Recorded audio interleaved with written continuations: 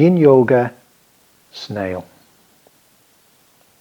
Some people might know this as a rollover, the Plough, Halasana.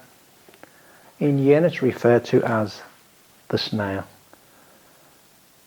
Now this is a brilliant one, of the most intense spine stretches and releases, certainly the deepest that you can get, especially when we do variations, which we'll show you in a minute.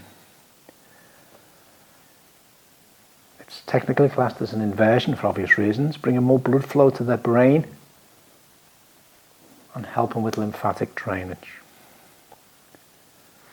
It's a great compression of the internal organs, especially the liver, aid digestion, surprisingly relaxing. Note that the knees are bent. We're not after straight locked out legs. We want to try and make it as passive as you can, because Tanya's neck issue, shoulder issue, she's actually using the prop underneath the shoulders.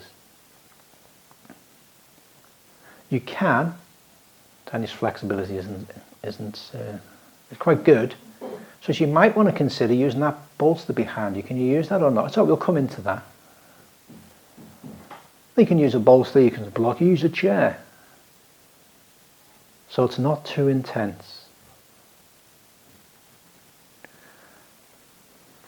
And that's basically the props that you can use. The prop that Tanya's got for her head and neck is just a bit of support, a bit of blankets across the shoulders. So getting into the pose. Start off in a semi-supine position. That's hips bent, knees bent, feet flat on the floor. You're then going to bring the knees, you ready, Tanya?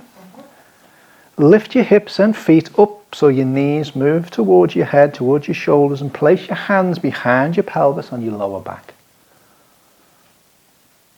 So you can just hold this position for a little bit. Feel the stretch, especially in that lower back. And now, straighten the legs over your head to the wall behind you, straighten your arms out and lay your hands down. Now your palms can either be palms down or palms up. To intensify this stretch, we can drop the knees down towards the ears either side of the head. And this intensifies especially on that lower back. So the knees are resting behind the side of the ears.